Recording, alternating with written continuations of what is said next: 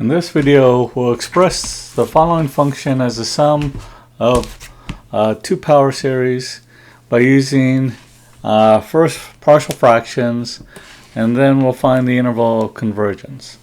So we have the function f of x equals to 2x minus 4 over x squared minus 4x plus 3.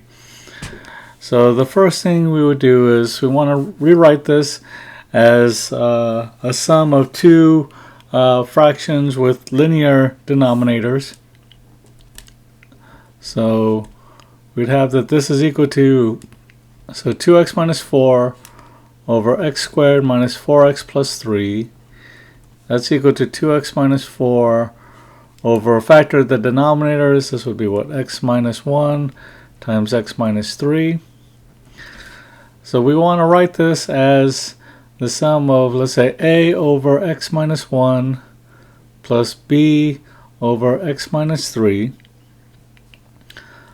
Combining those two together, that would be a times x minus 3 plus b times x minus 1 all over x minus 1 times x minus 3. So let's see, distributing this would be what? The quantity a plus b times x minus the quantity 3a plus b all over that x minus 1 times x minus 3.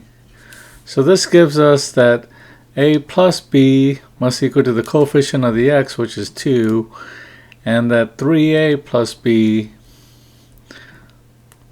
must equal to, well, it's minus that 3a plus b, so that's equal to that minus 4, so that equals to the 3a plus b must equal to positive 4.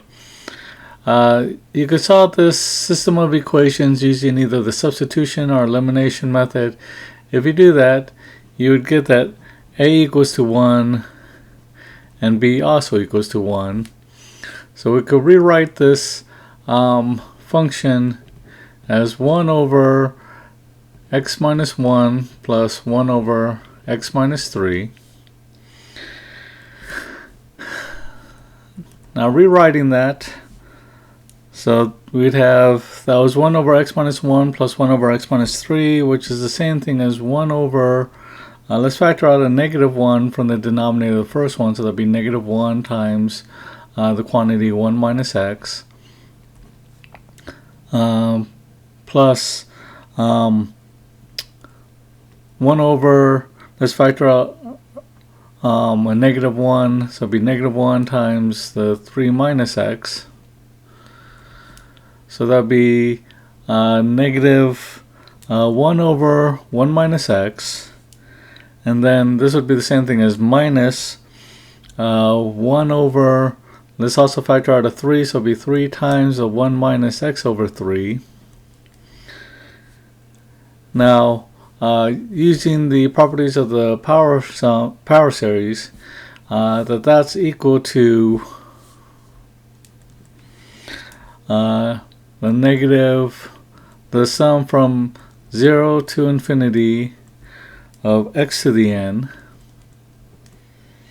minus 1/3 the sum from 0 to infinity of x over 3 raised to the n.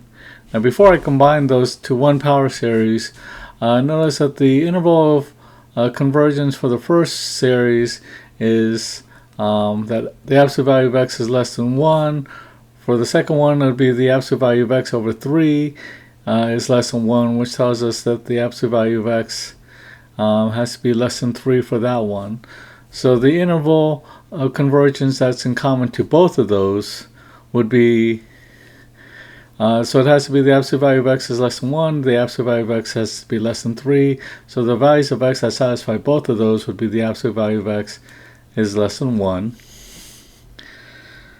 So combining those two, that's equal to the sum from 0 to infinity of the quantity negative 1 minus 1 over 3 to the n plus 1 x to the n. And again, the interval convergence would be that the absolute value of x has to be less than 1.